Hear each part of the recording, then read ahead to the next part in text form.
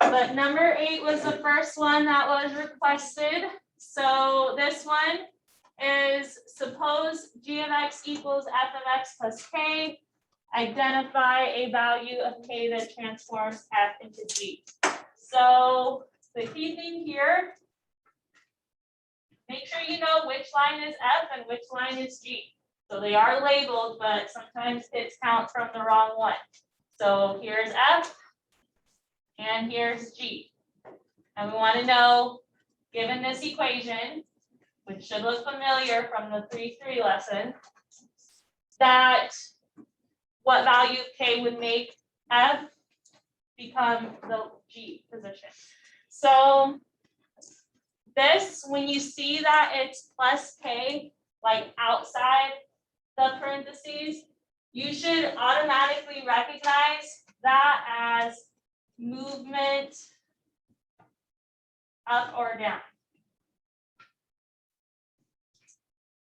All right, so when you see like f of x plus k, so the number that's being added is outside of the parentheses like that, that means it's movement either up or down.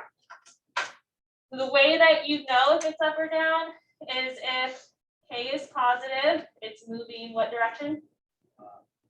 If k is negative, it is moving down. So going from f to g, the best way to see like if it's moving up or down, maybe look at your y-intercepts. So like here's my y-intercept on f, here's my y-intercept on g, and just count how much you move.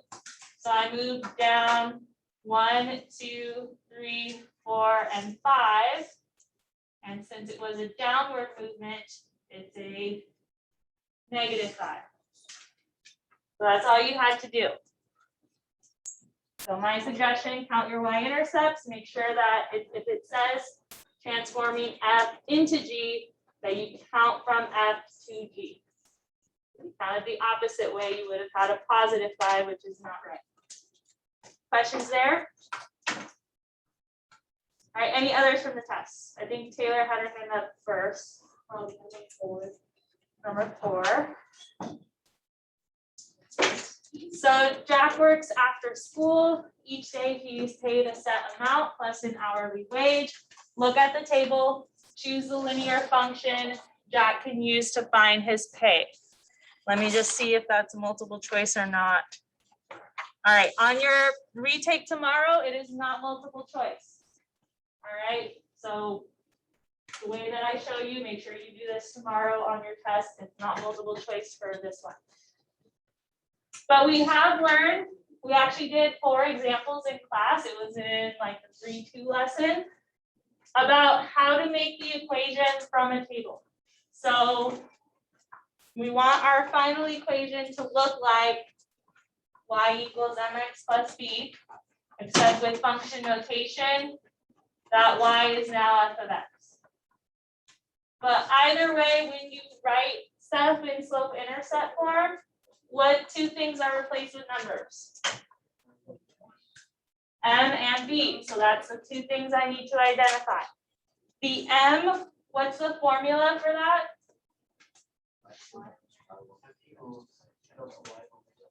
So you guys are all right. I think the easier one when it's a table is the change in y over change in x. Right, so like what's my change in y? So first, which one is my x and which one is my y? Good, so what's my change going from 18 to 23? Good, and it's going up, so it's a +5. And what's my change in x? Good, so then it's change in y over change in x. So it's 5 divided by 0.5, which is what? Is it 10? Someone verify on their calculator? All right, 10. So since this was a multiple choice question, I already know my answer is A, because the slope is the only one that's correct on that one. But again, it's not multiple choice on your retake. So how can I find the B?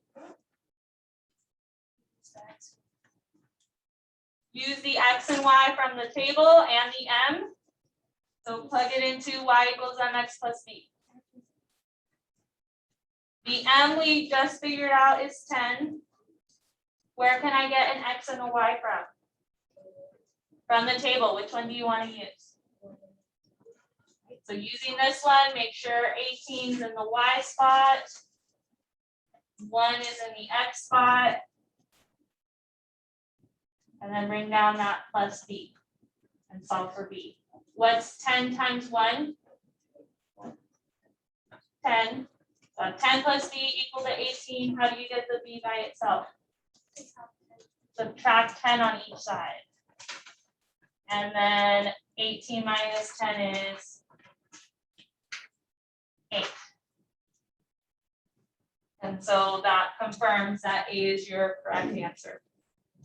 But again, that's not multiple choice tomorrow, so know how to find your M and your B. Question, I think, who had the hand up? I think it was Carter, I don't remember. Did you have your hand up? Yeah, number 9. Number 9. Okay, so 9 is not something that we taught you guys, but I had to put it on the test because like it's district, we're trying out this new curriculum. I couldn't not put it on the test. I barely know how to answer this one, honestly. So it's a bonus. If you happen to guess the correct answer, good job. I did not count it against you on your test. I got it So right. good for you. Yes, sir. All right, Giselle, I saw your hand first. Number 15. Number 15. Yeah, because it's a bonus answer. I'll take that cookie for that. That's like the easiest question in the test. Okay, which could be an equation of the trend line shown?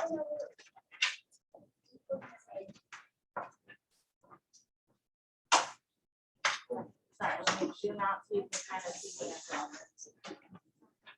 Now on your retake, let me see if they give you options. And they do. So here's how I figure it out, since I have answer options. I mean, we did teach you in the lesson to pick 2 points from your trend line. So like I would probably pick that one, which is 115. And then maybe this one, which is 440. So we've taught you to pick 2 points on your trend line. Use the y2 minus y1 over x2 minus x1 to find your m value, and then again plug in and find your y value. But since I have answer options, I kind of just do process of elimination. So my y-intercept, where does it appear to be going through? Does it appear to be going through 12? So it's probably not going to be A. Does it appear to be going through 15? Does it appear to be going through 5? It looks more like 8, right? So is that the right answer? Is it D? So that's how I would go about it. But again, if you did it like how we did in the notes, put this into your formula. So it'd be like 40 minus 15 over 4 minus 1. 40 minus 15 is what, 25? I think so. 4 minus 1 is 3. And then 25 divided by 3 is about 8. So it's about 8.3. So that kind of confirms that your slope is closer to 8. It also confirms that your answer is B. And then if you wanted to solve for your y-intercept, just like how we did in the last problem, plug it into y equals mx plus b.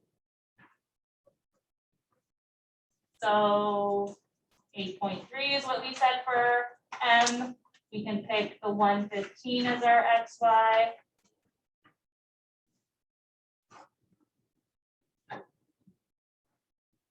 And then we get 15 equal to 8.3 plus b. solve for b by subtracting on each side.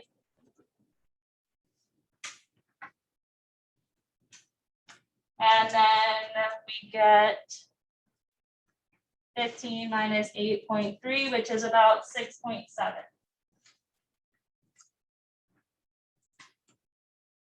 Which, I mean, yeah, it says our y-intercept is 8, 6.7. You know, it's a little off, but again, these are all estimates, right? Won't all of our answers vary based on like what points we use? I mean, it's not too far off of 8. It's like 1.3 away. 1.7 away from 5. But combining the M and the B should confirm that D is the best answer. Questions about that? All right, but again, I think process of elimination is a good way to go. You should be able to eliminate a few options just based off of where it crosses your y-axis. All right. Yes. Number 5.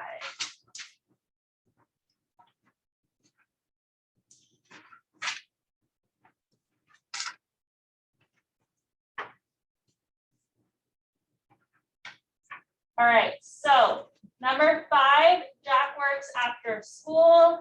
Each day he's paid a set amount plus an hourly wage. So this is connected to the last problem we did on number 4. What is a reasonable domain for the function? So domain, is that referring to my x's or my y's? Good. Also known as your inputs. So for domain, we're concerned about the inputs. Between hours and pay, which one is my input? Good, so it's hours for the x, pay is the y. But since it's reasonable domain, we're mostly just concerned with the hours. So we're figuring out what's a reasonable amount of hours that he can work. And keep in mind, he's working after school. So go through the answer options.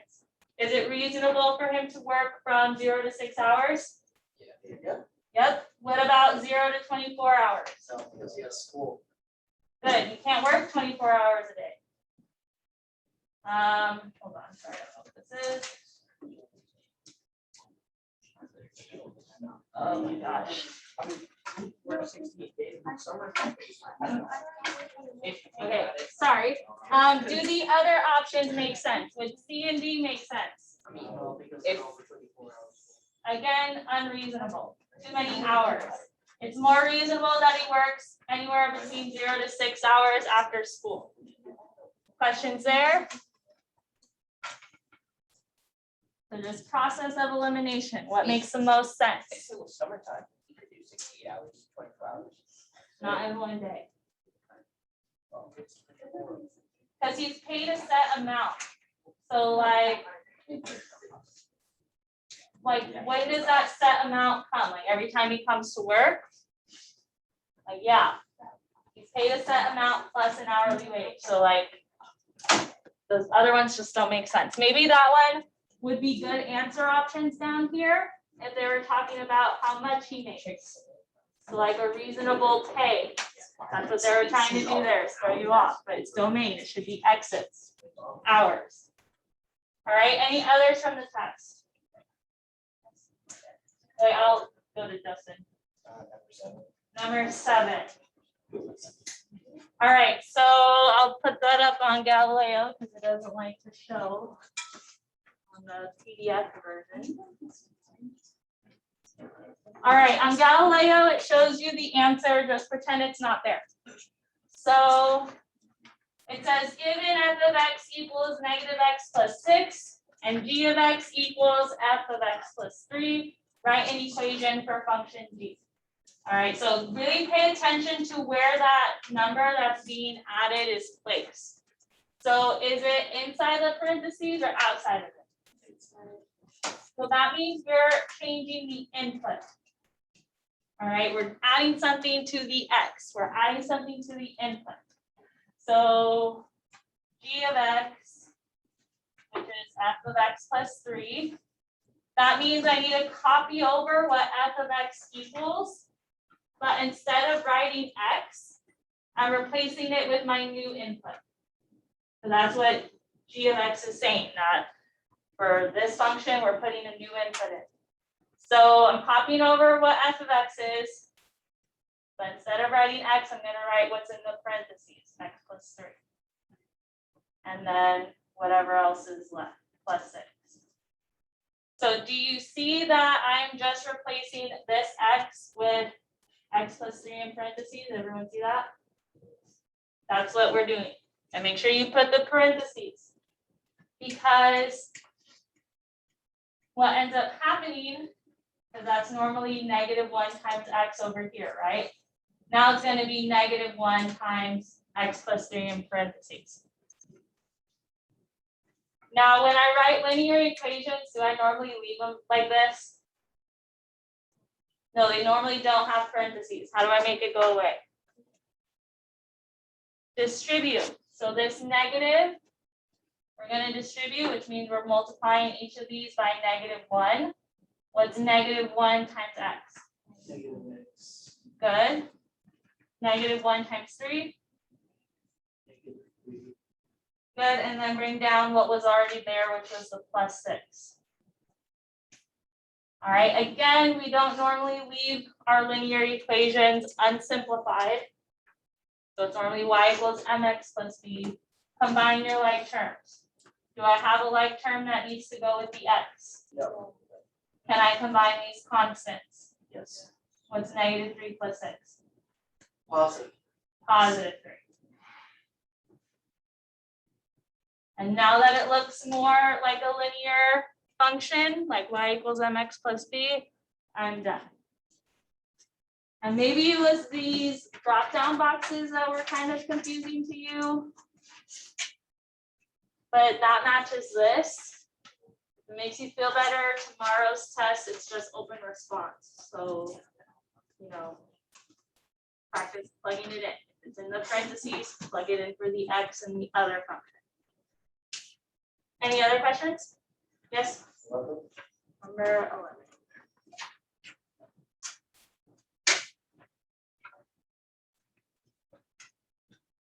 Okay, so the cost of having one pizza delivered is $14. Each additional pizza costs $9 more. Choose the explicit formula to represent the situation. So the explicit and recursive formulas are the only two formulas I provide you, and they're on the board, so from when I taught it. Okay, so explicit formula. I'm going to copy that over. It's a sub 9 equals d parentheses n minus 1 plus a sub 1. All right, now that n, what is that n representing? Like if it asked you for like the 50th term, then n would be 50. Is it asking for any like specific term in here? No. So that's why when we write our rule, we're just going to leave the n's there. Because it's not asking us to solve for a specific term. That's also why the n's are here in your answer options. For the d, what does the d stand for?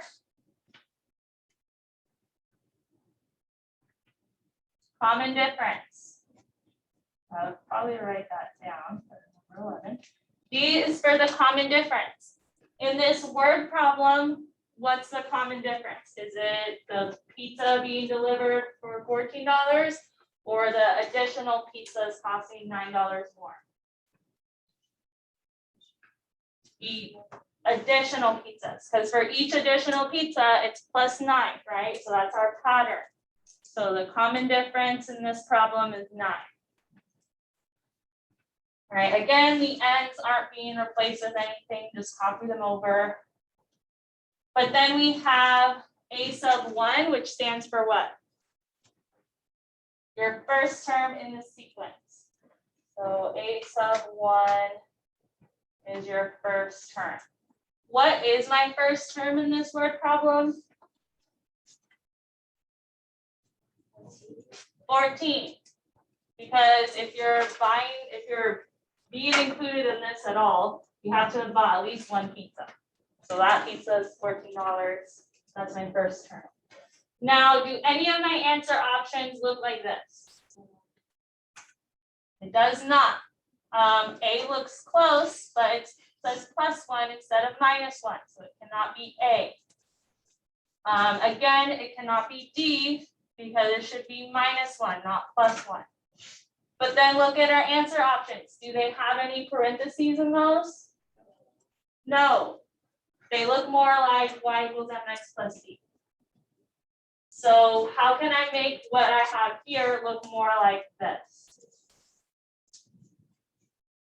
Good, you distribute the 9. So leave the a sub n. What's 9 times n? 9 times -1. And then bring down the +14. Simplify, combine like terms. There's no like terms for the 9n, but then what's -9 plus 14? Positive. Good, so put +5. And which one does that match? B. All right. On your test, you don't get options for this one. So on your test, I will accept this one. Or if you go through the trouble of simplifying it, I'll accept that one too. If you want to just leave it like how it looks on the board, just replace the common difference in the first term with whatever matches in the word problem. Both of those will be correct. Questions there? All right, any others from the test?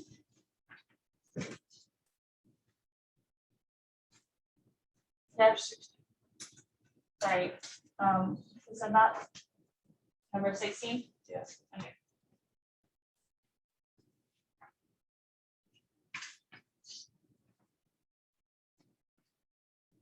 Okay, so each day Yumiko does sit-ups for a few minutes before running. Let's see if I can zoom out on this.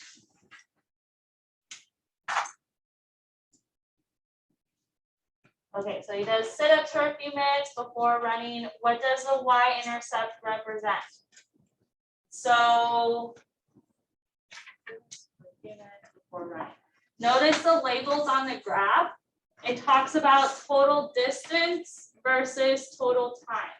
When you're doing sit-ups, are you moving? No, I mean, you're not like walking a mile, you're moving, but you're staying in one spot. So at the y-intercept, he is doing his sit-ups. And then he's running. So look at your answer options. Which one matches that? Average time spent doing sit-ups, I think is the best option. Is that correct on your guys' who got it right? Okay, yeah. So just key things there, read the labels, read what it's saying. He does sit-ups for a few minutes before writing. So when you're doing sit-ups, you're staying in one spot and then you're getting some distance there. So that's what it would represent. Questions about that?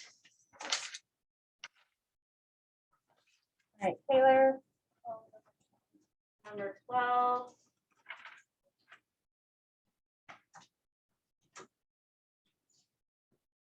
Okay, so this one goes with the other one we did about the explicit formula. It's just now it's recursive. So copy down the recursive formula, which is provided to you.